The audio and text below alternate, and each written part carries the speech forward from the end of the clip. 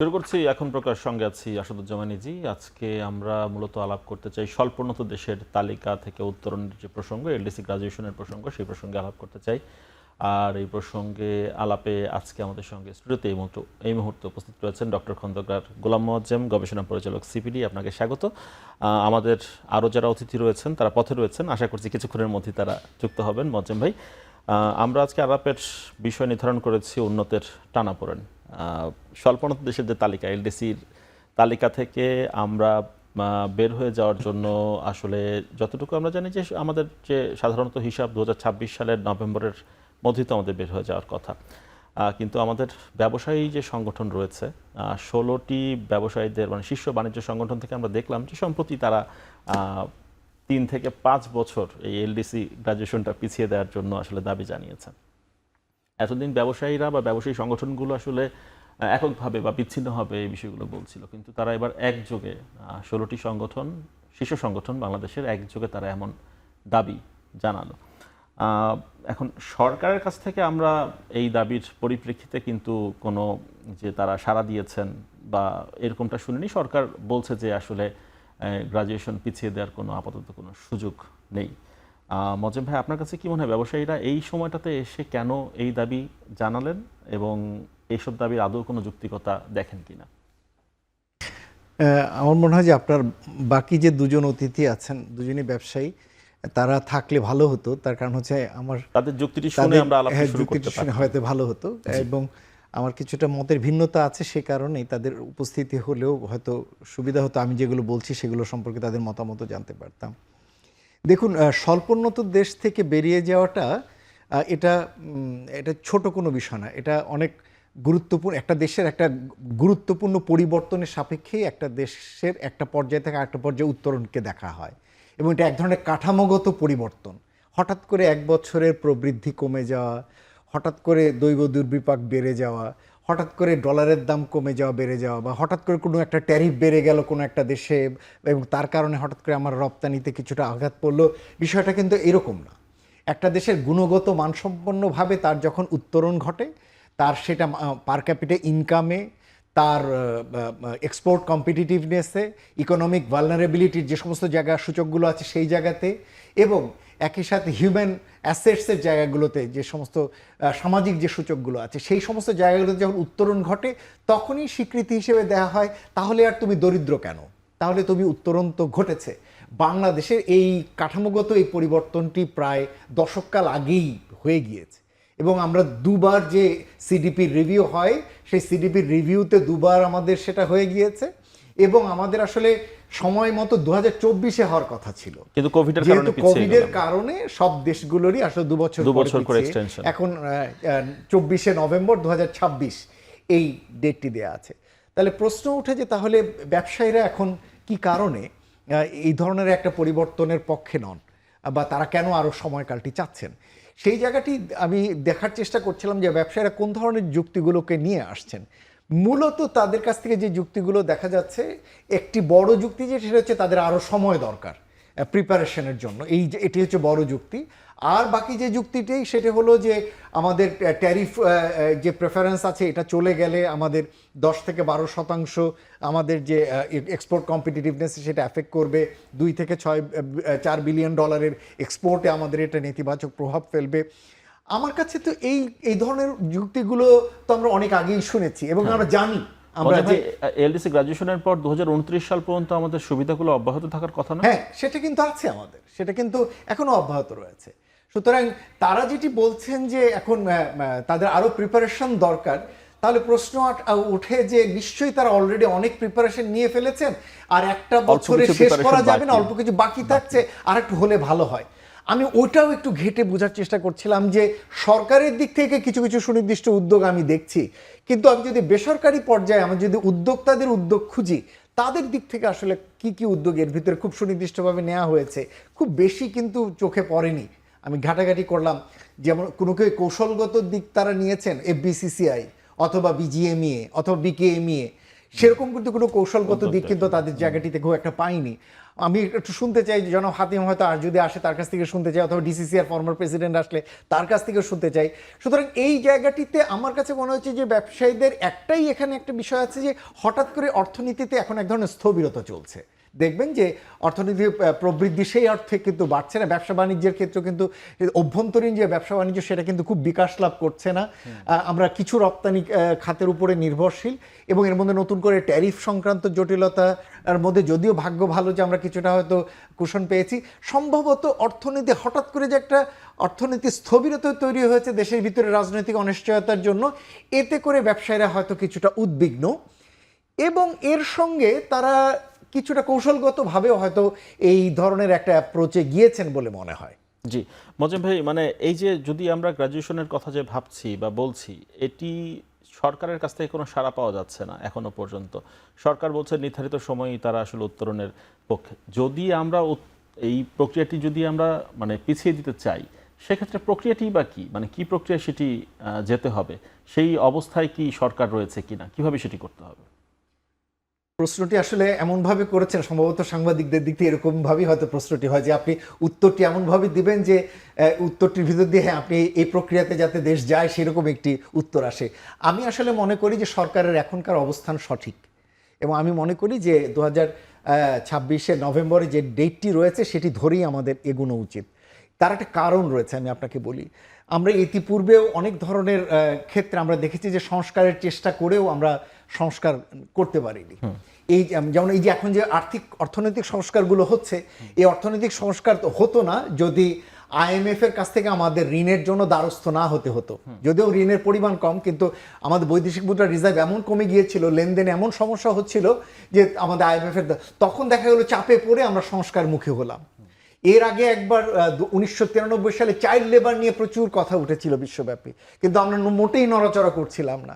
হঠাৎ করে গার্মেন্টস সেক্টরের উপরে আমেরিকা হারকিন্স বিল আরোপ করলো যে যে সমস্ত দেশের ফ্যাক্টরির উপরে চাইল্ড লেবার থাকবে সে সমস্ত দেশ থেকে তারা পণ্য আমদানি করবে না। সাথে সাথে আমাদের ফ্যাক্টরিগুলোর থেকে চাইল্ড লেবার চলে গেল। UNDP সহযোগিতা আনলো, চাইল্ড যাদের আছে ফ্যামিলি তাদেরকে ক্যাশ ইনসেন্টিভ দেওয়া হলো, তাদেরকে রিস্কিলিং করা হলো, এবং ফ্যাক্টরিগুলো থেকে চাইল্ড লেবার সরে গেল। আমাদের ফ্যাক্টরিগুলোতে কমপ্লায়েন্সের সমস্যা হচ্ছিল, ধস হয়েছিল, শ্রমিক নিহত হয়েছিল, মোটেই কমপ্লায়েন্সের উন্নতি হচ্ছিল না। যতক্ষণ পর্যন্ত না আমাদের মাথার উপর একটা বড় বাজ না পড়লো, অর্থাৎ যতক্ষণ পর্যন্ত না রানা প্লাজা হলো, তাজরিন হলো, ততক্ষণ পর্যন্ত আমরা নড়াচড়া করলাম না। তারপরে গিয়ে আমরা শুরু করলাম। এই যে এখন যে উদ্যোগ চাওয়া, সময় চাওয়া হচ্ছে, রিফর্মের জন্য করা হচ্ছে, সেটাও আমার কাছে মনে হয় যে আমাদের উপরে আসলে আর একটা প্রেশার আসা দরকার। তাহলে আমরা কাঠামোগত এই পরিবর্তনের জন্য যে ধরনের আমাদের কম্পিটিটিভনেসের পরিবর্তনগুলো আনা দরকার, সেটা এক্সপোর্ট ডাইভার্সিফিকেশন বলেন, আমাদের ইফিসিয়েন্সি ইনহ্যান্সমেন্ট বলেন, আমাদের মার্কেট ডাইভার্সিফিকেশনের জায়গায় বলেন, ফরেন ইনভেস্টমেন্ট এখানে অ্যাট্রাক্ট করার কথা বলেন, করাপশন এবং গভর্নেন্সের ইমপ্রুভমেন্ট বলেন, লেবার রাইটস, হিউম্যান রাইটসের যে সমস্ত ইন্টারন্যাশনাল কনভেনশন আছে এগুলো মানা বলেন, এগুলো মনে হয় তখন আমরা দেখবেন যে আমরা ওটা থেকে আস্তে আস্তে আস্তে আস্তে সেখান থেকে শিখবো এবং আগাবো। মঞ্জু ভাই, মানে প্রক্রিয়ার কথা শুনবো আপনার কাছ থেকে নিশ্চয়ই, কিন্তু মানে আমরা তো ব্যবসায়ীদের কাছ থেকে এক ধরনের শুনলাম যে তারা বিভিন্ন রকমের সমস্যায় পড়বেন যদি এখনই LDC উত্তরণ হয়ে যায়, তারা সময় চাইছেন। আমরা LDC গ্রাজুয়েশন করে ফেললে মানে কি বেনিফিট পাবো সেটা নিয়েও তো আলাপ হওয়া দরকার, সেই জায়গাগুলো তো পরিষ্কার হওয়া দরকার। সেই জায়গাগুলো কি? প্রথম কথা হলো যে LDC গ্রাজুয়েশনের ক্ষেত্রে বেনিফিট এবং তার যে লস, এই জিনিসগুলো বহুল আলোচিত বিষয়, এবং এগুলোর ভিতরে নতুনত্বের কিছু নেই। যেমন এই ক্ষেত্রে আপনি যেগুলো লস হবে সেটার মধ্যে আছে আপনি ট্যারিফ প্রিফারেন্স হারাবেন আপনার, এবং সে কারণে আপনাকে MFN রেটে আপনাকে মেজর মার্কেটগুলোতে আপনাকে ডিউটি দিয়ে পণ্য রপ্তানি করতে হবে। আপনি আপনার দেশে যে সমস্ত জায়গাগুলোতে আপনি ভর্তুকি দিচ্ছেন, ইনসেন্টিভ দিচ্ছেন, সেই জায়গাগুলো এক্সপোর্ট পর্যায়ে সেই জিনিসগুলো দেওয়ার ক্ষেত্রে আপনাকে সরে আসতে হবে। আপনি WTOর সদস্য হিসেবে, LDC হিসেবে আপনি যে সমস্ত ফিজ, ডিউটিস, চার্জের ক্ষেত্রে আপনি প্রেফারেন্স পেতেন সেটি আপনার জন্য থাকবে না। আপনার ফার্মাসিউটিক্যাল সেক্টর তার IPR এর জন্য যে ধরনের কমপ্লায়েন্সের সুবিধা পাচ্ছে সেটা LDC থেকে যখনই গ্রাজুয়েট করবেন তখন একটা মানে সম্পূরক প্রশ্ন করি, মানে LDC গ্রাজুয়েশনের পর কোন খাতটি সবচেয়ে বেশি চাপের মুখে পড়বে, মানে ওষুধ শিল্প খাত নাকি পোশাক শিল্প খাত? কম্পারেটিভ তুলনা করে ভেরি ইন্টারেস্টিং একটা উত্তর দিই আপনাকে। সবচেয়ে বেশি চাপের ভিতরে পড়বে হলো NGO সেক্টর। NGO সেক্টর, হ্যাঁ, আমি তাকে একটু বলছি। তার কারণ হলো যে ইতিমধ্যেই এই পরিস্থিতি তৈরি হয়েছে অলরেডি NGO সেক্টরের জন্য, বা যে সমস্ত দেশ থেকে ফান্ড পেয়ে থাকে তারা বলে দিয়েছে যে তোমাদের দেশ যখনই ডেভেলপিং কান্ট্রি হবে তখনই আমরা ধরে নেব যে তোমাদের আসলে এই ধরনের লো কস্ট সাপোর্ট বা এই যে গ্র্যান্ট এইগুলোর আসলে ওই অর্থে তোমাদের আর প্রয়োজন নেই, কেননা তোমরা অলরেডি গ্রাজুয়েটেড। বরঞ্চ এই ফান্ডগুলো আরো যাদের দরকার তাদের দিকে দেওয়া দরকার। অর্থাৎ আফ্রিকান যে দেশগুলো রয়েছে যারা এখনো গ্রাজুয়েট করেনি সেই দেশগুলোতে তারা এই ফান্ডগুলো ইতিমধ্যে ট্রান্সফার শুরু হয়ে গেছে। সংখ্যা তো বোধহয় 45টি LDC তে তালিকায় রয়েছে, 45টি দেশ বোধহয় রয়েছে। আমরা বের হয়ে যাওয়ার পর বাকি দেশগুলোর দিকে সেই ট্রান্সফার করতে চাই, সেটা লজিক্যাল, সেই দিকে যাবে। আর আপনি যদি এর ভিতরে যদি খাতগুলোর ভিতরে নিয়ে আসেন তাহলে খাতগুলোর ভিতরে মূলত যেগুলো নন ট্র্যাডিশনাল খাত, যেগুলো অল্প আকারে এক্সপোর্ট করছে, তাদের ট্যারিফ রেটে গিয়ে তারা বরঞ্চ কম্পিটিটিভনেসে পড়বে। আমি তো বলবো যে গার্মেন্টসের ক্ষেত্রে তারা মোটামুটি তারা উতরে যাবে বলে আমার ধারণা। ছোট মাঝারি ফ্যাক্টরিগুলোর চেয়ে বড় ফ্যাক্টরিগুলো তো অবশ্যই কম্পিটিটিভ থাকবে, সেখানে খুব একটা সমস্যা নেই। ছোট ফ্যাক্টরিগুলোর জন্য যারা কিনা single market, single product export করে তাদের জন্য কিছুটা আছে। এই যে মার্কিন শুল্ক চাপ সামলাতে নাকি সহায়তা করবে যদি আমরা গ্রাজুয়েশন পিছিয়ে দিই, এই লজিকের সাথে মানে মিল খুঁজে পান কিনা? আমি ডক্টর আনিসুজ্জামান চৌধুরীর সাথে কথা বলছিলাম আজকে ফোনে, তিনি দেশের বাইরে, না হলে হয়তো তিনি সময় করতে পারলে হয়তো আমাদের অনুষ্ঠানে যুক্ত হতেন। তো তিনি বলছিলেন যে আদৌ কোনো সম্পর্ক নেই। ব্যবসায়ীরা যেটি বলছেন যে মার্কিন শুল্কের চাপ সামাল দিতে সহায়তা করবে LDC গ্রাজুয়েশন যদি পিছিয়ে দেওয়া হয়, এর সঙ্গে আদৌ কোনো সম্পর্ক আপনি দেখেন কিনা? ব্যবসায়ীদের যখন প্রেস কনফারেন্স হয়েছিল সেখানে কিন্তু এই ধরনের যুক্তি কিন্তু এসেছিল। আমিও সরাসরি এর মধ্যে সম্পর্ক খুঁজে পাচ্ছি না যে ঠিক কিভাবে এই বিষয়টা এর সঙ্গে সম্পর্কিত হবে। বিভিন্ন দেশের সাথে জোটের সাথে মুক্ত বাণিজ্য চুক্তি নাকি খুব সহজে করা যাবে যদি আমরা LDCর মধ্যে থেকে যাই। বরঞ্চ আমি তো বলবো যে বরঞ্চ উল্টোটি হবে। উল্টোটি এ কারণেই যে যখন আপনি স্বল্পোন্নত দেশ থাকবেন তখন কিন্তু ওই দেশগুলো আপনার কম্পিটিটিভ এইজের বিষয়টা পুরোপুরি ধরতে পারবে না। যখনই আপনি গ্রাজুয়েট হয়ে যাবেন তখন অ্যাট পারে থাকলে সেও জানে যে হ্যাঁ ডিউটি স্ট্রাকচারগুলো এই দেশে কেমন এবং এই দেশ কোন কোন জায়গাগুলোতে তাকে কমপ্লায়েন্স হতে হবে। এবং ট্রানজিশন যে কোনো অর্থনীতির সাথে চুক্তি করাটাই যে কোনো দেশ মনে করবে যে আর ওয়েট অ্যান্ড সি, কেননা সে ডেভেলপিং কান্ট্রি হয়ে গেলে তার যে সমস্ত কমপ্লায়েন্সগুলো হওয়ার দরকার সেগুলো সে করে কিনা। কারণ আপনি LDC থাকা অবস্থায় আপনি অনেক ধরনের নন কমপ্লায়েন্স আপনার থাকবে যেটা আপনার জন্য এক্ষুনি করার দরকার হবে না। যেমন আপনার লেবার রিলেটেড অনেক কনভেনশন আপনার মানা দরকার হবে না। আপনি ডিউটি স্ট্রাকচারে অনেক সুবিধা পাচ্ছেন যেগুলো আপনি গ্রাজুয়েট হলে আপনি পাবেন না। এই যে যখনই আপনি গ্রাজুয়েট হয়ে যাবেন তখন আপনার কম্পিটিটিভ এইজ কি দাঁড়াবে সেটি অনেক বেশি আপনার পার্টনার কান্ট্রিগুলো দেখতে চাইবে এবং সেটির সাপেক্ষে আপনার সাথে নেগোশিয়েট করতে চাইবে। আপনি ট্রানজিশন স্টেজে রয়েছেন এরকম একটা অর্থনীতির সাথে তার জন্য নেগোশিয়েট করাটা কিছুটা হলেও মানে কম্পিটিটিভ এজ বোঝাটা তার জন্য কিছুটা চ্যালেঞ্জিং। এবং সে যে সমস্ত জায়গাগুলোতে পরিবর্তন আনতে যায়, ফর এক্সাম্পল আপনি যদি ভিয়েতনামের সাথে FTA করতে চান, এখন ভিয়েতনাম অলরেডি তার লেবার রাইটস ইস্যুগুলোকে কমপ্লায়েন্সের জন্য ইউরোপিয়ান মার্কেটের সাথে মিলিয়ে করার জন্য সে অলরেডি সেখানে ইনভেস্ট করছে, কিন্তু আপনি ওগুলো করছেন না। এখন আপনার সাথে যদি FTA করে যায় তাহলে দেখবে যে হ্যাঁ নন কমপ্লায়েন্স অনেক কিছু নিয়ে বাংলাদেশ ভিয়েতনামের সাথে চুক্তি করতে যাচ্ছে এবং সেই জায়গাগুলোতে বাংলাদেশের অনেক জায়গায় অ্যাডভান্টেজাস পজিশনে রয়েছে।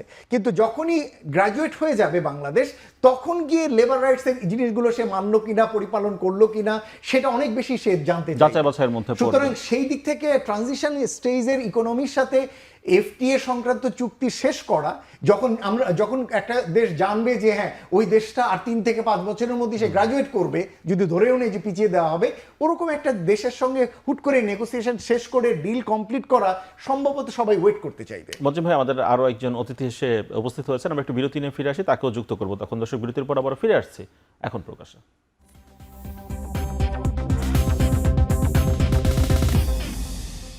বিরতির পর আবারও ফিরে এলাম। এখন প্রকাশ্যে আলাপ করছি আমরা উন্নতের টানাপোড়েন প্রসঙ্গে। বিরতির পর আমাদের সঙ্গে যুক্ত হয়েছেন ঢাকা চেম্বার অফ কমার্সের সাবেক প্রেসিডেন্ট আশরাফ আহমেদ। আপনাকে স্বাগত। আমরা কথা বলছিলাম মোয়াজ্জেম ভাইয়ের সাথে এলডিসি গ্রাজুয়েশন প্রসঙ্গে। যে প্রসঙ্গটি মানে ধরে আলাপের হেতু আজকে আমাদের, সেটি হচ্ছে যে 16টি শীর্ষ সংগঠন ব্যবসায়ীদের তারা একযোগে বললেন যে এলডিসি গ্রাজুয়েশন পিছিয়ে দিতে হবে। এই দাবির যৌক্তিকতা নিয়ে আমরা কথা বলছিলাম। আপনার বক্তব্যটি, বিশ্লেষণটি শুনতে চাই। মানে ব্যবসায়ীদের এমন দাবির পেছনে যৌক্তিক গ্রাউন্ডগুলো কি, সেগুলো একটু জেনে তারপর আবার মোয়াজ্জেম ভাইয়ের কাছে আসবো তার বিশ্লেষণের জন্য। ধন্যবাদ। আমি যদি ব্যাপারটা এইভাবে ব্যাখ্যা করি যে দেখুন, এলডিসি গ্র্যাজুয়েশন আমাদের জন্য ইনএভিটেবল, এই ব্যাপারে কোনো সন্দেহ নেই। আমরা 2001 সন থেকে প্রাইমারি যে ইন্ডেক্সটা আমাদের পার ক্যাপিটা ইনকামের, ওখানে কিন্তু আমরা এলডিসি থেকে গ্র্যাজুয়েট করে গেছি। এটা একটা ট্রানজিশন টাইমের ব্যাপার আছে। কিন্তু ফর্মালি গ্র্যাজুয়েট করতে গেলে আমাদের অনেকগুলো জিনিসে মেজর প্রস্তুতির ব্যাপার আছে। আমি একটা খুব সহজ একটা হিসাব বলি। দেখুন, এলডিসি গ্র্যাজুয়েশনের পরের দিন থেকে কিন্তু আমাদের যে প্রেফারেন্সিয়াল অ্যাক্সেস আছে বিভিন্ন মার্কেটে, ইউরোপিয়ান ইউনিয়ন বলি, গ্রেট ব্রিটেন বলি, কিংবা অন্যান্য যে দেশের যে মার্কেট অ্যাক্সেসগুলো আছে, এটা কিন্তু খোল নলচে চেঞ্জ হয়ে যাবে। আমরা এখন এভরিথিং বাট আর্মস অ্যাক্টের আন্ডারে ইউরোপে এক্সপোর্ট করি, যেখানে ডিউটি নেই, কোটা নেই। কিন্তু যেই মুহূর্তে আমি এলডিসি স্ট্যাটাসে থাকবো না, তখন আর এই জিনিসটা আমি অ্যাক্সেস পাবো না। তখন আমাকে হয় জিএসপি প্লাসে যেতে হবে কিংবা অন্য কোনো এই প্রসঙ্গে মোয়াজ্জেম ভাই যে প্রশ্নটি তুলেছেন, এই যে বিভিন্ন ব্যবসায়ীদের যে সংগঠন রয়েছে বা চেম্বারগুলো রয়েছে, তারা তো দীর্ঘ একটি সময় পেয়েছেন, 2018 সাল থেকে সময় পেয়েছেন তারা, যে নিশ্চয়ই তাদের জানা যে আমরা এলডিসি গ্রাজুয়েশন করব। তারা আসলে কী ধরনের প্রস্তুতির মধ্য দিয়ে গিয়েছেন বা তারা কী ধরনের উদ্যোগের মধ্য দিয়ে গিয়েছেন যে গ্রাজুয়েশন হয়ে যাওয়ার পরে আমাদের মানে এই পরিস্থিতি সামাল দেওয়ার জন্য কি করণীয় বা কি করার আছে, সেই বিষয়ে কি ব্যবসায়ী সংগঠনগুলো কোনো ধরনের প্রস্তুতি নিয়েছে, কোনো কর্মকৌশল নিয়েছে? দেখুন, আমাদের প্রত্যেকটা ব্যবসায় ধরনের উপরে ডিপেন্ড করে অনেক ধরনের প্রস্তুতির ব্যাপার আছে। তার অনেকগুলো আমরা নিতে পেরেছি, যেমন যেগুলো একটু জেনারেলাইজ, যে আমাদের এফিসিয়েন্সি বাড়াতে হবে। আপনি যদি 10 বছর আগে আমাদের গার্মেন্টস এক্সপোর্টের আপনার এফিসিয়েন্সি লেভেলস দেখেন আর আজকের দেখেন, আকাশ পাতাল তফাৎ আছে। কিন্তু কিছু কিছু জিনিস আমরা করতে পারবো না স্ট্যান্ড অ্যালোন। কীরকম? যেমন ধরুন যে ইউকে মার্কেট, হ্যাঁ, কিংবা ইউরোপিয়ান ইউনিয়ন মার্কেট, এখানে আমাদের ট্যাক্স স্টেটাস কী হবে সেটা কিন্তু আমাদের পক্ষে প্রেডিক্ট করা সম্ভব না। তাহলে আমাদেরকে কী করতে হবে? আমরা ব্যবসায়ী সংগঠন কিংবা ব্যবসায়ী প্রতিষ্ঠান হিসাবে খুব বেশি কিছু করতে পারবো না।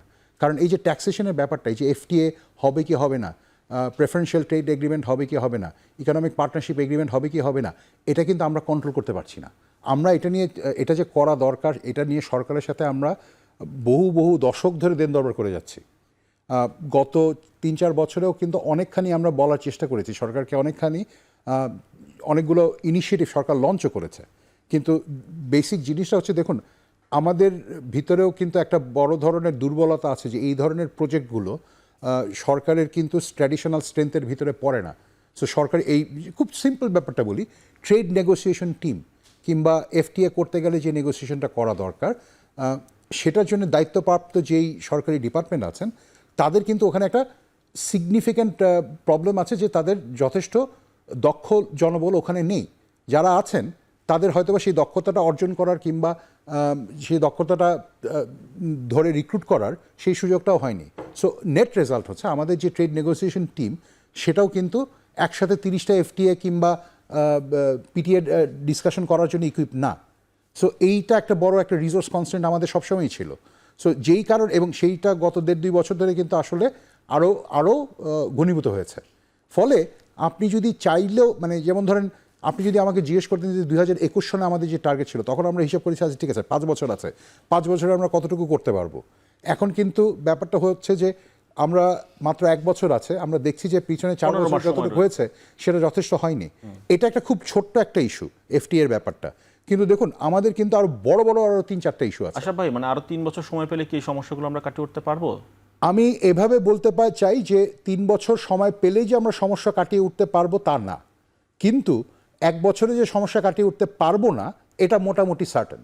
কারণ আমরা যদি আমাদের ট্র্যাডিশনাল ট্রেন্ড দেখি যে আমরা এই ইনিশিয়েটিভগুলো কতদিনে বাস্তবায়ন করতে পারি, সেটাতে আমরা বলতে পারি, ধরে নিতে পারি যে 1 বছরের মধ্যে এগুলো কমপ্লিট হওয়ার সম্ভাবনা খুব কম।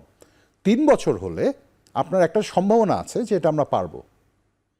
মোয়াজ্জেম ভাই, মানে বেসরকারি খাত অপ্রস্তুত বলে মনে হচ্ছে তাদের বক্তব্যে।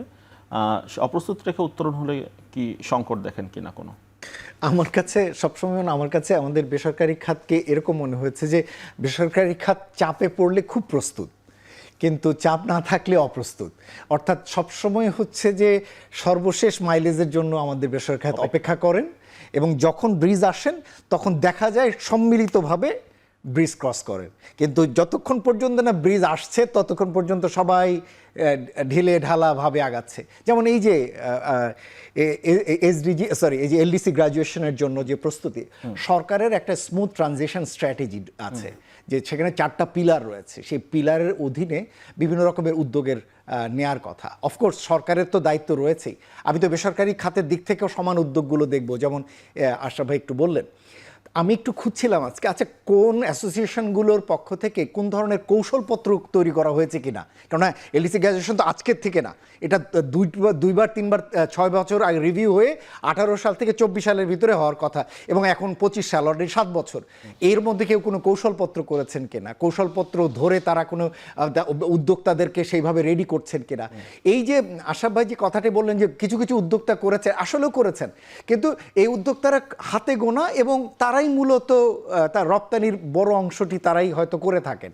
কিন্তু বাকি যে ছোট ছোট উদ্যোক্তারা, তারা কিন্তু এখনো ওই প্রসেসের ভিতরে নাই, ওই প্রসেসের ভিতরে তারা কখনো হয়তো যাবেনও না। এমনকি যদি আপনি এই যে আশরাফ ভাই যেটি বললেন যে আচ্ছা 3 বছর হলে হয়তো হবে, আমি আপনাকে বলে দিতে পারি ওই একই অবস্থা থাকবে, কারণ ওই জায়গাগুলোতে মোটেই আসলে নরণচরণ হয় না। তার কারণ হলো অ্যাসোসিয়েশনের লিডারশিপের আসলে ওই রকমভাবে মেম্বারদের উপরে যে ধরনের একটা থাকা, কন্ট্রোল থাকা, বা তাদেরকে কনভিন্স করে নিয়ে আসা, এই ধরনের রিলেশনশিপটা আমি আমার জায়গা থেকে খুব একটা দেখিনি। মজম ভাই, বাড়তি প্রণোদনা আদায় করে নেওয়ার বিষয়টি হয়তো বারবার চলে আসে। যেমন আমরা দেখলাম যে এবার সাবকন্ট্রাক্ট কারখানার মাধ্যমে যে প্রোডাকশনগুলো হয়, সেখানেও বোধ হয় 0.30% যে প্রণোদনা, সেটি বোধ হয় হতে যাচ্ছে বা পেতে যাচ্ছে। মানে সবসময় মানে যেই প্রণোদনার সুবিধা সেটি আসলে নিচ্ছে। দেখুন, প্রণোদনার সুবিধা অন্যান্য দেশগুলোতেও আছে। আজকে যখন যে বলছিলাম ডক্টর আনিসুজ্জামান চৌধুরীর সাথে যখন কথা হচ্ছিল, তিনি বলছিলেন যে আর কতদিন টাকা ছাপিয়ে বা বিদেশ থেকে লোন করে এই পোশাক শিল্প খাতকে উনি সহায়তা দিবেন বা সরকার সহায়তা দিবে, তাতে করে আসলে আদৌ কোনো পরিবর্তন ঘটবে কিনা এই শিল্পের, বা যেখানে যাওয়ার কথা, যে ডাইভার্সিটির দিকে যাওয়ার কথা, বা যে উন্নয়নের দিকে যাওয়ার কথা। দেখুন, ঠিকই বলেছে। আমার ধারণা প্রণোদনা কাঠামোটা যেভাবে আছে, এইভাবে আসলে যে লক্ষ্যে প্রণোদনা দেওয়ার কথা সেটা আসলে অর্জিত হয় না। যেমন প্রণোদনাগুলো যদি খুব টার্গেটেড হতো, যেমন হতো যে নন কটন প্রোডাক্টের জন্য স্পেশাল একটা ট্যাক্স ইনসেন্টিভ দেওয়া হবে, অথবা অপ্রচলিত বাজারের জন্য যদি আপনি তৈরি করেন, তাহলে অপ্রচলিত বাজারের জন্য আছে, অলরেডি সেখানে আছে। কিন্তু এই যে ডাইভার্সিফাইড পণ্যে যে যাবার যে চেষ্টা, সেই যে চেষ্টাটি কিন্তু আমরা কখনোই করতে পারি না। তা না করে যখন 1% ঢালাও সব পণ্যের জন্য, সব বাজারের জন্য আপনি গার্মেন্টসের জন্য দেন, তখন কিন্তু ইনসেন্টিভের গুরুত্বটি আসলে থাকে না। মজা ভাই, আরেকটা একটু সূত্র ধরে জানতে চাই। যেমন WTOর একটা প্রতিবেদনে বলা হয়েছে যে আমরা যখন এলডিসি গ্রাজুয়েশন করব, তখন বাড়তি শুল্কের কারণে আমাদের রপ্তানি বছরে $537 কোটি বা 45,500 কোটি টাকা কমে যেতে পারে। এই অবস্থা সামাল দেওয়ার জন্য সঙ্গতি কি এই মুহূর্তে সরকারের রয়েছে? দেখুন, এই অ্যানালাইসিসের ক্ষেত্রে একটা দুর্বলতা হচ্ছে, এই অ্যানালাইসিসগুলো করা হয় একটা স্ট্যাটিক অ্যানালাইসিস। স্ট্যাটিক অ্যানালাইসিস হচ্ছে আপনার এখনকার এফিসিয়েন্সি লেভেল যদি এটাই থাকে, তাহলে এর উপরে যদি ট্যারিফ ইম্পোজ হয় এবং আপনি যদি আপনার কস্ট না কমাতে পারেন, তাহলে আপনি লস করবেন। কিন্তু আমি এটা আশা ভাইয়ের সাথে একমত। আমি নিজেও গবেষণা করে দেখেছি, প্রতি বছর প্রায় গড়ে 10 থেকে 12% আমাদের প্রোডাক্টিভিটি এনহ্যান্সমেন্ট হয়েছে 2012 থেকে 2017 পর্যন্ত, আমি যদি কিছু ডাটা ক্যালকুলেট করে দেখেছি। সুতরাং আমাদের আমি এই জন্যই বলছিলাম, আমাদের উদ্যোক্তারা ভেরি ডাইনামিক, এবং তাদের পক্ষে সেটা করা সম্ভব, কিন্তু সেটা তারা করতে পারবেনও। এবং সেটির জন্য আমার কাছে সবসময় মনে হয় যে হ্যাঁ, একটা মাইলস্টোন থাকাটা ভালো, এবং সেই হিসেবে 2026 সালটা একটা খারাপ মাইলস্টোন না। আশরাফ ভাই, মানে খাতভিত্তিক শুনছিলাম, মজেম ভাই খুব ইন্টারেস্টিং একটি কথা বলছিলেন, যদি এলডিসি থেকে গ্রাজুয়েট করি আমরা, সেক্ষেত্রে এনজিও আসলে খুব তাদের ফান্ডিং এর ক্ষেত্রে আসলে এক ধরনের অলরেডি শুরু হয়ে গেছে। এটা হতে বাধ্য। দেখুন, আপনি শুরু হয়ে গেছে। আইডিয়া হচ্ছে যে আপনি গরিব দেশে ওষুধ আর পোশাকের ইম্প্যাক্টটা বা অন্যান্য খাতের ইম্প্যাক্ট গুলো জানতে, ওইটা বলবো আগে। আচ্ছা, এনজিওর ব্যাপারটা বলে নি। এটা আলটিমেটলি আপনি এলডিসি না থাকলে বাংলাদেশে এনজিওর ফান্ডিং থাকবে না। মজেম ভাইয়ের জন্য চিন্তিত বেশি না, অবশ্যই না। এবং সেই কৌশলগুলো আমরা নিচ্ছি বলেই, এবং ওইটাই বলছি যে ওই জন্য মাইলস্টোন থাকাটা আমাদের জন্য ভালো হয়েছে। তার কারণ হচ্ছে আমাকেও তাহলে কম্পিটিটিভ হতে শিখতে হচ্ছে। আমি জানি যে আমার দুর্বলতাগুলো কোথায়। আপনি যখনই গ্র্যান্ট থাকে তখনই আপনি আপনার এই উইকনেসগুলো ধরতে পারেন না, আপনার লিকেজগুলো ধরতে, কেন আপনি জানেন যে আপনি একটা গ্র্যান্টের ভিতরে রয়েছে। আপনি যখনই জানেন আপনি মার্কেট অ্যাক্সেস পাচ্ছেন, জিরো ডিউটিতে পাচ্ছেন, তখনই আপনার প্রিপারেশন কম্পিটিটিভ এজ তৈরি হয় না নিজের ভিতরে। কিন্তু যখনই আপনি জানেন যে এনজিও আপনার আগামী বছর থেকে ফান্ড কাট হবে এবং আপনাকে গ্লোবাল মার্কেটের সাথে কম্পিট করে আপনাকে ফান্ড নিতে হবে, দেন কম্পিটিশন উইল কাম, এবং আমি সেভাবে রেডি হচ্ছি। And that's the same goes to the private sector. আজকে বেশ কয়েকজন ব্যবসায়ীর সাথে কথা হচ্ছিল ফোনে এই ইস্যুতে, মানে এই বিষয়তে কি কি ইনসাইট রয়েছে সেই বিষয়ে। তারা কেউ কেউ বলছিলেন যে এই অনেক ইকোনমিস্ট বা অনেক যারা আসলে এনজিও রয়েছে তারা আসলে এটির ব্যবসায়ীদের বিপক্ষে অবস্থান নিয়েছেন এই কারণে, কারণ যদি এলডিসি গ্রাজুয়েশন হয়ে যায় তারা নতুন নতুন প্রজেক্টের কাজ পাবেন, অনেক গবেষণা। নো কমপ্লিটলি অপোজিট এই ধরনের কথাও আসছিল। আমার মনে হয় না এটা এন্টায়ারলি কারেক্ট। ভাই ওই যে কোন কোন খাতের কথা বলছিলাম আমরা, মানে এনজিও ছাড়া আর কি, পোশাক এবং ওষুধের সহজ একটা খুব ব্রড দুইটা ক্লাসিফিকেশন আছে। একটা তো হচ্ছে এক্সপোর্টের মার্কেট অ্যাক্সেস ইস্যু। সেকেন্ড যেই বড় একটা ধাক্কা আসবে আমাদের জন্য, দেখুন এলডিসি স্ট্যাটাস না থাকলে ডাব্লিউটিওর আন্ডারে আপনাকে ট্যাক্স কমিয়ে নিতে হবে। আপনি তখন ওই যে এমএফএন স্ট্রাকচারের আন্ডারে এফেক্টিভলি দেখা যাবে যে আমাদের এখন যা ট্যাক্স আছে সেটা মোটামুটি 50 to 60% কাস্টমস ডিউটি কমে আসবে। সো সেখানে সরকারের কি পাবলিক ফাইন্যান্সে কি ইম্প্যাক্ট হবে সেটাতে পরে আসছি, কিন্তু ডাইরেক্টলি আমাদের জন্য যেটা ইম্প্যাক্ট করবে সেটা হচ্ছে অনেকগুলো ক্ষেত্রে আমাদের লোকাল ইন্ডাস্ট্রিতে একটা প্রোটেকশন আছে। এবং এই প্রোটেকশনটা কেন হয় এটাও একটু আমি বলি। ধরুন আমি একটা যদি এনার্জি ইন্টেন্সিভ কোনো একটা প্রসেসে কাজ করি আমার ম্যানুফ্যাকচারিং এন্টিটিতে, আমাকে কিন্তু গ্যাস কিনতে হচ্ছে 42 টাকা পার কিউবিক মিটার, যেটা আমি আমেরিকাতে বসে যদি আমি গ্যাস কিনি আমার হোলসেলের দাম আসবে 22 টাকা পার কিউবিক মিটার। আমি যদি তেল কিনি, এগেইন ডিউটি ইস্যু না থাকলে আমার খরচ পড়ে $84 পার ব্যারেল। আমি বাংলাদেশে যখন এটা কিনতে যাই তখন পরে $134 পার ব্যারেল। সো আমার এনার্জি কস্টে এরকম যদি 50-60% ডিফারেন্সিয়েশন হয়, আমি কিন্তু দুনিয়ার প্রায় কোনো দেশের প্রোডাক্টের সাথেই কম্পিট করতে পারবো না।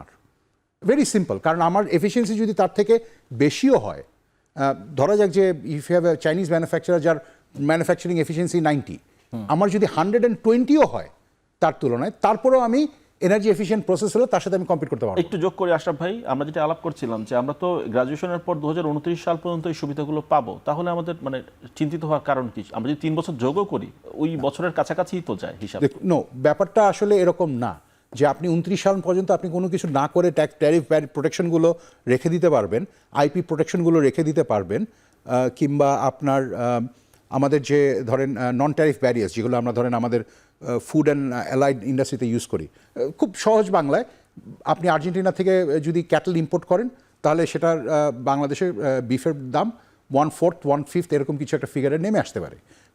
এটার কারণটা, এবং সেটা হলে যেটা হবে, বাংলাদেশে যে lakh lakh dairy farmer poultry farmer আছেন তাদের যেই জব মার্কেটটা, তাদের যে কর্মসংস্থানটা, সেখানে একটা বড় ধরনের ধাক্কা আসবে। আবার একই সাথে আপনি যদি দেখেন যে কোনো লোকাল ম্যানুফ্যাকচারিংয়ের ক্ষেত্রে, এফএমসিজি ক্ষেত্রে আমার তো প্রত্যেকটা প্রোডাক্টে একটা ট্যাক্সেশন লেয়ার আছে, যে কারণে প্রাইস বেড়ে গেছে। আচ্ছা ভাই, এগুলো তো এই জিনিসগুলো রিমুভ না করলে কিন্তু আমরা টিকতে পারবো না। সরকার কেন এটাতে কনভিন্স হচ্ছে না আপনাদের এই দাবির সাথে, মানে ব্যবসায়ীদের দাবির সাথে? এতগুলো ব্যবসায়ী সংগঠন, শীর্ষ সংগঠন দাবি জানাচ্ছে, গভর্নমেন্ট কেন কনভিন্স নয়, মানে সরকার কেন কনভিন্স হচ্ছে না?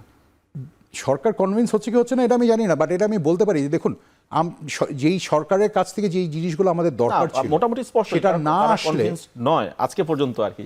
না, ব্যাপারটা তো হচ্ছে দেখুন একটু আগে যেটা বললাম, আমি যদি even if I go back, যে আমাদের যে সফট ল্যান্ডিংয়ের জন্য যে এলডিসির জন্য যেই প্ল্যানগুলো করা হয়েছিল সেইটার আপনি বাস্তবায়নের অবস্থা দেখেন, সেই ইনিশিয়েটিভগুলো কোথায় আছে? এখানে কোনো রাজনৈতিক অবস্থান বা দেখেন কিনা, বা সরকারের অন্তর্বর্তী সরকারের অবস্থান দেখেন কিনা? কারণ অন্তর্বর্তী সরকার কিন্তু বারবার দাবি করছে যে অর্থনৈতিক সূচক আগের চেয়ে ভালো অবস্থানে, অর্থনীতি আগের চেয়ে ভালো অবস্থানে রয়েছে।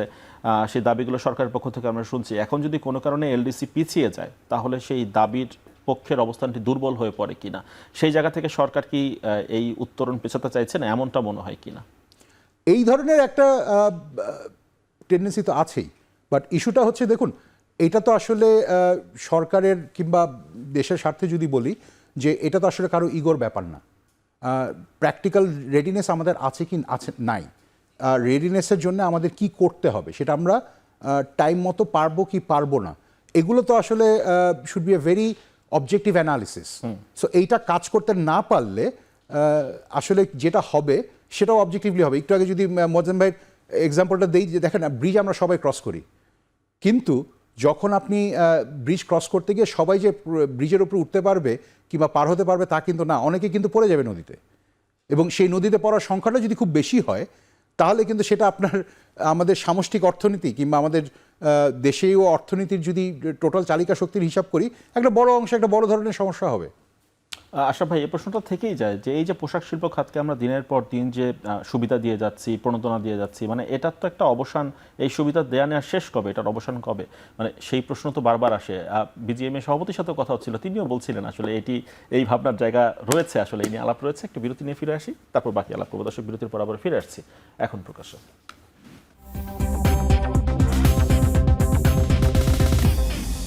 বিরতির পর আবারও ফিরে এলাম এখন প্রকাশ্যে। আমরা আলাপ করছিলাম এলডিসি গ্রাজুয়েশন প্রসঙ্গে।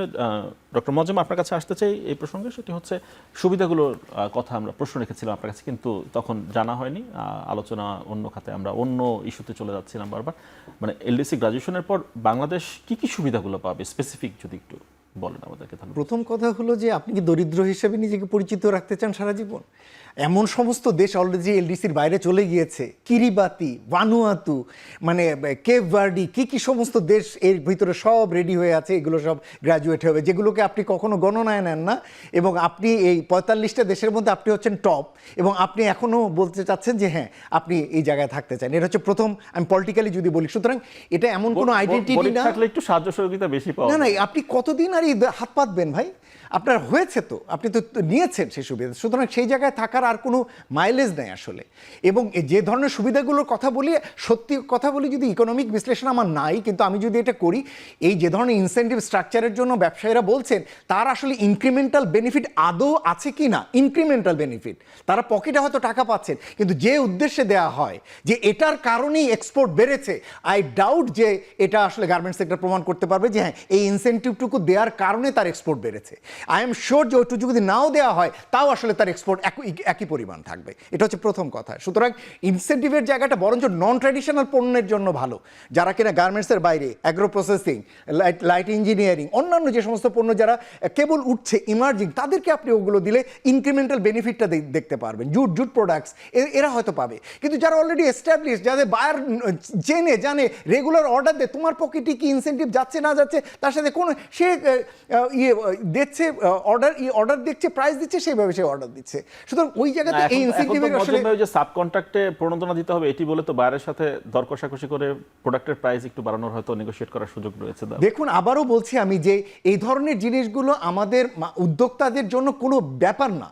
এই ধরনের জন্য যে তারা নেগোশিয়েট করেন, প্রাইস নেগোশিয়েট করে ওইভাবে এটাকে সেট, বরঞ্চ জেনে রাখেন ইনসেন্টিভেরও একটা ভাগ আমাদের বায়ারদের কাছে যায়। Can you imagine? তার ওইভাবে প্রাইস সেট করে যে ওই ইনসেন্টিভের একটা স্ট্রাকচার সে দাবি করে, কারণ তুমি তো ওখানে পাচ্ছ। আচ্ছা মজুব, সুবিধাগুলো আমি সুবিধাগুলো যদি শেষ করি, প্রথম কথা হচ্ছে যে আমরা একটা গবেষণা করে দেখেছিলাম যে গ্র্যাজুয়েট এলডিসিগুলোতে ফরেন ইনভেস্টমেন্ট বাড়ে। এটা যারা হয়েছে তাদের ক্ষেত্রে একটা পরিষ্কার একটা ট্রেন্ড দেখা যাচ্ছে, ইনভেস্টমেন্টের ট্রেন্ড বাড়ে সেখানে, এটা হয়েছে এক। 2 নম্বর হলো যে এই আপনার কান্ট্রির ক্রেডিট রেটিং তো ইমপ্রুভ করে, ফলে যেটা হয় যে আমরা এখন যে ধরনের লোন পাই এগুলো হচ্ছে সবই হচ্ছে ডেভেলপমেন্ট লোন, কিন্তু কমার্শিয়াল লোন যেগুলো বিদেশি কমার্শিয়াল ব্যাঙ্কগুলো যে লোনগুলো দেয়, বিভিন্ন টাইপের ইজি লোন যেগুলো আছে, সেগুলো আসে না আমাদের দেশে। তার কারণ হচ্ছে কান্ট্রির ক্রেডিট রেটিং ভালো থাকে না বলে। যদিও এই মুহূর্তে কান্ট্রি ইমেজের প্রবলেমের কারণে, ইকোনমিক ক্রাইসিস জন্য অন্য সমস্যা, কিন্তু গ্র্যাজুয়েশনের যে কারণে যে একটা কান্ট্রি ইমেজ, সেটা একটা পজিটিভ ইমেজ রয়েছে, এবং সেটার কারণে কান্ট্রি ক্রেডিট রেটিং ইমপ্রুভ করলে সেখানে বিদেশি বিনিয়োগ যেমন আসে, প্রাইভেট ক্যাপিটাল সেখানে এনহ্যান্সমেন্ট হয়। এটা হলো 2। 3 যেটা, সেটা হলো আমি বলছি যে একটা দেশ কখনো আরেকটা দেশের সাথে এফটিএতে যেতে চায় না যদি না ওই দুটো দেশ নিজেদেরকে অ্যাট পারে না দেখে। অ্যাট পার বলতে বোঝাচ্ছি যে তাদের ইকোনমিক কন্ডিশন, তাদের ওভারঅল প্রিপেয়ার্ডনেস, তাদের কমপ্লায়েন্স স্ট্যান্ডার্ডস। তো আপনি একটা এলডিসির সাথে একটা ডেভেলপিং কান্ট্রির জন্য যে যদি আমরা এফটিএ চিন্তা করি, তার থেকে অনেক বেশি ওই দেশগুলো এফটিএতে যেতে রাজি হবে যখন ওই দেশটা ডেভেলপিং কান্ট্রি হবে।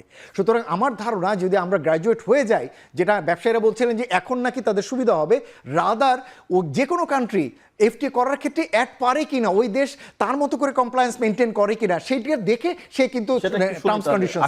আশরাফ ভাই, যে সুবিধাগুলো আমরা পাবো সেগুলো কেন আপনারা আমলে নিচ্ছেন না, শুধু অসুবিধার কথাই কেন ভাবছেন? না, একটু প্র্যাকটিক্যালি বলি ব্যাপারটা।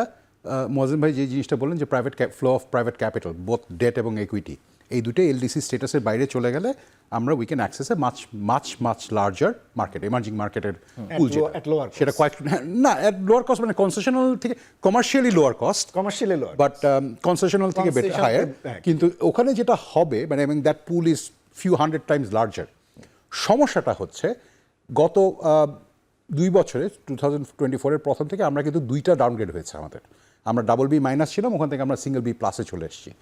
এবং যতদিন না এই সিনারিওটা উত্তরণ ঘটবে আমাদের রেটিং আরও 1-2 পয়েন্ট আমরা বাড়াতে পারবো, ততক্ষণ কিন্তু এই যে প্রাইভেট ফ্লো অফ ক্যাপিটালের যে অপরচুনিটির কথা আমরা বলছি এটা আমরা নিতে পারবো না। সো ব্যাপারটা এরকমভাবে বলি আমি আবার, যদি আমার গোয়িং ব্যাক টু আমার ইনিশিয়াল অ্যানালিসিস, যে হ্যাঁ আমাদেরকে এটা আমরা গ্র্যাজুয়েশন আমাদের করতেই হবে, আমাদেরকে এটার যে বেনিফিট সেটা নেওয়ার জন্য প্রিপারেশন নিতেই হবে। প্র্যাকটিক্যাল রিয়ালিটি হচ্ছে আমরা আগামী 12 মাসে কিংবা 18 মাসে সেটা করতে পারবো না। কিন্তু যদি 36 মাস সময় দেন কিংবা যদি এটাকে 4 বছর সময় দেন এবং আমরা যদি প্রপার এফোর্টটা দিতে পারি, তাহলে এই কাজটা করা সম্ভব। আশরাফ ভাই, মানে এখানে প্রশ্ন এসে যায়, ওই প্রসঙ্গ সূত্র ধরেই বলি যে ডক্টর আনিসুজ্জামান চৌধুরীর সাথে যখন কথা হচ্ছিল তিনি বলছিলেন যে ব্যবসায়ীদের দাবি মেনে নিয়ে যে আমরা আসলে জাতিসংঘের কাছে আবেদন করব বা সিটিপির কাছে আবেদন করব, কোন কোন সূচকে আমাদের অবস্থা ভালো নয় সেই যুক্তি তুলে ধরে আমরা আবেদন করব। আমাদের তো সূচকে কোনো জায়গায় আসলে অবনমন নেই, এবং আমাদের যে আবেদন জাতিসংঘ গ্রহণ করবে আসলে বিষয়টা তো নাও করতে পারে, তখন অবস্থাটা কি হবে আমাদের? একটা করে বলি যে দেখুন, এখানে জাতিসংঘের যে এটা আমি যতদূর জানি এটা জেনারেল অ্যাসেম্বলিতে যেতে হবে, এবং বাকি যে প্রিসিডেন্সগুলো আছে সেগুলোর অ্যানালিসিস যদি আমরা করি, ওখানে একটা স্পষ্ট একটা ক্লজে যেটা অনেকগুলো ক্ষেত্রে হয়েছে সেটা হচ্ছে যদি বড় ধরনের কোনো রাজনৈতিক পট পরিবর্তন ঘটে তাহলে সেই কারণে একটা দেশের গ্র্যাজুয়েশন এটা পিছিয়ে দেওয়া যায়। এটা একদম স্পষ্ট একটা প্রিসিডেন্স আছে। সেকেন্ড জিনিস হচ্ছে আপনার অর্থনৈতিক সূচকে আমাদের অনেকগুলো জায়গায় কিন্তু আমরা গত বছরের তুলনায় ভালো আছি, কিন্তু অনেকগুলো জায়গাতেই কিন্তু আমরা এখনও ভালো নেই। আমরা আশা করছি যে আমরা একটা পয়েন্টে আসব। যেমন ধরেন খুব সহজভাবে যদি বলি যে আমাদের গ্রোথ ট্রেন্ড, আমাদের পভার্টি রেশিও, এই দুটো জিনিসই আমরা রিসেন্টলি দেখলাম যে দুটোই আসলে growth is one of the lowest in many ডিকেডস। আপনার আমাদের পভার্টি যা 10 বছর আগে যা ছিল এখন তার থেকে বেশি। সো এই আমরা আশা করছি যে এই সূচকের অবস্থানগুলো এইগুলো আসলে সাময়িক, এবং আমরা খুব তাড়াতাড়ি একটা পয়েন্টের ভিতরে এটা থেকে আবার ফেরত আসতে পারবো। জি আশা কিন্তু ভাই, সেটা কত বছর? তবে এই প্রস্তুতিও রাখা দরকার, জাতিসংঘ যদি আমাদের আবেদন গ্রহণ না করে তখন আমাদের অবস্থাটা কি হবে? মজ্জেম ভাই, আপনার কাছে আসতে চাই। মানে এর আগে তো আমরা যেটি দেখতাম যে ব্যবসায়ীরা একসাথে হয়ে দাবি দাওয়া আদায় করে নিতেন সরকারের কাছ থেকে, এবারও তো সেরকমই একটি ফেনোমেন আমরা দেখতে পাচ্ছি। শেষ পর্যন্ত কি ব্যবসায়ীদের দাবি এই সরকারও মেনে নেবে বলে মনে হয় কিনা? এবং সেই সঙ্গে আরেকটি প্রশ্ন করতে চাই যে 2026 সালের নভেম্বরে যখন বাংলাদেশের গ্র্যাজুয়েশন হওয়ার কথা, সেই সময়টাতে তো অন্তর্বর্তী সরকার, যদি আমরা ধরে নিই ফেব্রুয়ারিতে নির্বাচন, তাহলে থাকছে না। সুতরাং পলিটিক্যাল গভর্নমেন্ট এসে আসলে ব্যবসায়ীদের দাবির সাথে নেগোশিয়েট করতে, মানে নতুন ক্ষমতায় এসেই তারা মুখোমুখি অবস্থানে যাবেন কিনা ব্যবসায়ীদের সাথে, আপনার কাছে কি মনে হয় যে ব্যবসায়ীদের দাবি দেওয়ার বিষয়ে পলিটিক্যাল গভর্নমেন্টের অবস্থান কি হতে পারে সেই সময়? আমার তো মনে হয় যে ব্যবসায়ীদের এই দাবি দেওয়া এই গভর্নমেন্টের কাছে না, ব্যবসায়ীদের দাবি দেওয়া নতুন গভর্নমেন্টের কাছে, ইঙ্গিতটি সেরকম, এবং সেইভাবেই আসলে প্রস্তুতি নিয়ে তারা এগোচ্ছেন বলে আমার কাছে মনে হয়েছে। সুতরাং এটা আসলে এক ধরনের রাজনৈতিক একটা অবস্থান, কেননা বর্তমান সরকারের সাথে যে ব্যবসায়ীদের সম্পর্ক খুব সুমধুর তা বলা যাবে না। শুরুর দিকে তো বেশ কিছুটা ডিস্টেন্সই ছিল, পরের দিকে সম্পর্কটা কিছুটা হলেও ইমপ্রুভ করেছে। সুতরাং এবং যে ধরনের কারণগুলো আমি পড়ে মনে হয়েছে তাতে আমার কাছে খুব শক্ত কোনো মজবুত কারণ মনে হয়নি পড়ে, যে হ্যাঁ কী কারণে পেছানো দরকার, খুব শক্ত মজবুত কারণ মনে হয়নি। কিন্তু যেটা মনে হয়েছে যে হ্যাঁ তারা নতুন সরকারকে তারা একটা মেসেজ দিতে চান, এবং সেই মেসেজটা তারা ইলেকশনের আগে থেকেই দিতে চান। তো সেই কারণেই হয়তো ব্যবসায়ীদের এই যৌথ প্রচেষ্টা। জি আশরাফ ভাই, তাহলে কি এটি আমরা রাজনৈতিক অবস্থান ধরে নেব ব্যবসায়ীদের, যে এই সরকার, অন্তর্বর্তী সরকার ব্যবসায়ীদের কথা না শুনলেও পলিটিক্যাল সরকারকে তো কনভিন্স করা সহজ ব্যবসায়ীদের পক্ষে? আমি একটু আপনাকে পাল্টা প্রশ্ন করি, এটা কি ব্যবসায়ীদের জন্য করা হচ্ছে না জনগণের জন্য করা হচ্ছে? দেশের ইকোনমি বড় হলে কি শুধু ব্যবসায়ীরা লাভবান হয় না জনগণ লাভবান? সামনে রেখে করা হচ্ছে।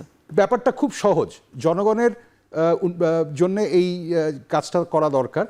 সেটা রাজনৈতিক অরাজনৈতিক যে ধরনের সরকারই হোক, তাকে আসলে জনগণের পারপাস সার্ভ করতে হবে।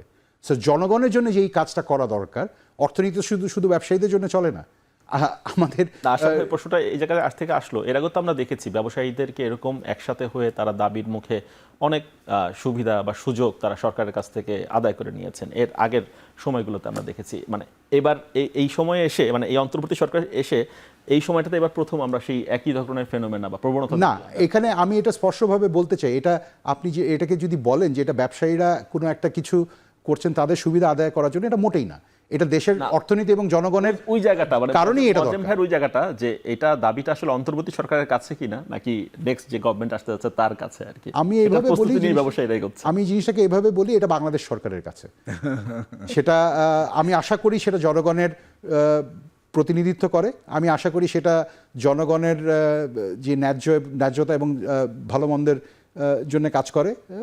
বাংলাদেশ সরকারের কাছে এই আবেদনটা করা হয়েছে। আজকে বিজিএম এর সভাপতির সাথে কথা হচ্ছিল, মাহমুদ হোসেন খান বাবুর সাথে কথা হচ্ছিল। বাবুকে জিজ্ঞেস করলাম যে সরকার তো শুনছে না আপনাদের কথা, এখনো পর্যন্ত সরকার কোনো অভিপ্রায় বা উদ্যোগ আমরা দেখছি না আপনাদের দাবির প্রেক্ষিতে, সেক্ষেত্রে আপনারা কি করবেন? বাবু ভাই বলছিলেন যে আমরা এখন সফটলি অ্যাপ্রোচ করব, যদি সফটলি না হয় তখন আমরা স্ট্রিক্ট এক ধরনের অবস্থানে যাব। একটু আগে যেটা এক্সাম্পল দিচ্ছিলাম, দেখুন আমরা যদি এই স্মুথ ট্রানজিশনের কাজটা করতে না পারি, তাহলে আমরা সবাই ব্রিজ ক্রস করতে পারবো না। আমাদের একটা বড় অংশ নদীতে পড়ে যাবে। নদীতে পড়ে গেলে সেটার থেকে আসলে কর্মহীনতা সৃষ্টি থেকে, দারিদ্র্য বৃদ্ধি থেকে অনেক কিছুই ঘটবে। সমস্যাটা ওখানে না, সমস্যাটা হচ্ছে যে নদী ক্রস করবার জন্য যে ধরনের রসদ জোগাড় করা এবং যে ধরনের প্রিপারেশন এবং যে ধরনের উদ্যোগ বেসরকারি খাতে নিজেদের ভিতরে থাকা দরকার, সেই জায়গাটাতে আমার যথেষ্ট ঘাটতি মনে হয়েছে। সরকারের দিক থেকে কিছু কিছু উদ্যোগ নেওয়া শুরু হয়েছে, যেটা কিনা এলডিসি গ্র্যাজুয়েশন পরবর্তী, যেমন ট্যারিফ র্যাশনালাইজেশনের বেশ কিছু উদ্যোগ 2 বছর থেকে সরকার নিচ্ছেন। ধারাবাহিকভাবে এগুলো হয়তো আরও করা হয়। সাবসিডি র্যাশনালাইজেশনের উদ্যোগ চলছে, সেগুলো হয়তো আরও সামনে আসবে। তো সেইগুলোর ফলে সেই দিক থেকে সরকারের কিছু উদ্যোগ আমাদের চোখে পড়ছে। কিন্তু ব্যবসায়ীদের নিজেদের দিক থেকে যে উদ্যোগগুলো নেওয়া, যেমন মার্কেট ডাইভার্সিফিকেশনের জায়গায় তাদের উদ্যোগ, অথবা যদি প্রোডাক্ট ডাইভার্সিফিকেশনের জায়গায় তাদের যদি উদ্যোগ, অথবা এফিসিয়েন্সি এনহান্সমেন্টের জায়গায় একটু শুনলাম যে কিছু কিছু উদ্যোগ তারা নিচ্ছেন, অথবা গ্রিন ফাইন্যান্সিং বা গ্রিন টেকনোলজি ইউজ করার মাধ্যমে নতুন ধরনের বায়ারকে অ্যাট্রাক্ট করার মতো যে উদ্যোগগুলো, অথবা জয়েন্ট ভেঞ্চার বা ফরেন ইনভেস্টমেন্টকে এখানে অ্যাট্রাক্ট করার মতো বা প্রমোট করার মতো যে সমস্ত জায়গাগুলো, সেই জায়গাগুলোতে আমার কাছে যে খুব পর্যাপ্তভাবে হ্যাঁ আমি এলডিসি গ্র্যাজুয়েশন স্পেসিফিক উদ্যোগগুলো নিচ্ছি, সেটি কিন্তু আমার চোখে পড়েনি। সুতরাং সেই জায়গাটা আমার কাছে মনে হয় যে আমরা সবসময় কিন্তু আমরা নিজেকে দেখে বাকিদেরকে দেখি যে তারা রেডি কিনা, আমি কি নিজের দিকে তাকাচ্ছি কিনা। আশরাফ ভাই শেষ করব, আমি যদি অন্যভাবে ব্যাপারটাকে বলি, মজেম ভাই যেই ইনিশিয়েটিভগুলোর কথা বললেন, আপনি যদি কিছু না গত 10 বছরে আমাদের ইন্ডাস্ট্রিয়াল ট্রানজিশনগুলো দেখেন, আপনি মজেম ভাই যেই কতগুলো জিনিস বললেন, যে জয়েন্ট ভেঞ্চার, প্রোডাক্ট ডাইভার্সিফিকেশন, এই ইস্যুগুলোতে কিন্তু আপনি যদি দেখেন আমাদের essentially manifests itself as a technology transition, যে টেকনিক্যাল এফিসিয়েন্সি কিংবা এনার্জি কনজাম্পশন, এই সমস্ত সব কিছু মিলিয়ে কিন্তু 10 বছরে কিন্তু আমাদের বড় ধরনের উল্লম্ফন ঘটেছে। সমস্যাটা হচ্ছে এগুলো কোনো কিছুই আমরা এলডিসি গ্র্যাজুয়েশন স্পেসিফিক প্রজেক্ট হিসাবে করতে পারবো না। কারণটা হচ্ছে এলডিসি গ্র্যাজুয়েশনের সময় কি হবে এটাই যদি আমার সার্টেনিটি না থাকে, তাহলে আমি ওইটার বেসিসে প্রজেক্ট করে কোনো কিছু আমি করতে পারবো না। কিন্তু আমি যেটা করতে পারি সেটা হচ্ছে আমার নিজস্ব এফিসিয়েন্সি বাড়ানোর জন্য, আমার নিজস্ব মার্কেট ডাইভার্সিফিকেশনের জন্য আমরা কি করতে পারি। এই কাজটা কিন্তু মোটামুটি প্রাইভেট সেক্টরে খুব ভালোভাবেই হয়েছে গত 10 বছরে। আপনি মেজার করলেই জিনিসটা টের পাবে। আশা ভাই, মজ্জাম ভাই, বিষয় নিয়ে আরও আলাপের সুযোগ হবে নিশ্চয়ই সামনের দিনগুলোতে। সেই আলোচনার খোরাকও থাকবে। দর্শক, শেষ করছি এখন প্রকাশ। সঙ্গে থাকার জন্য ধন্যবাদ সবাইকে।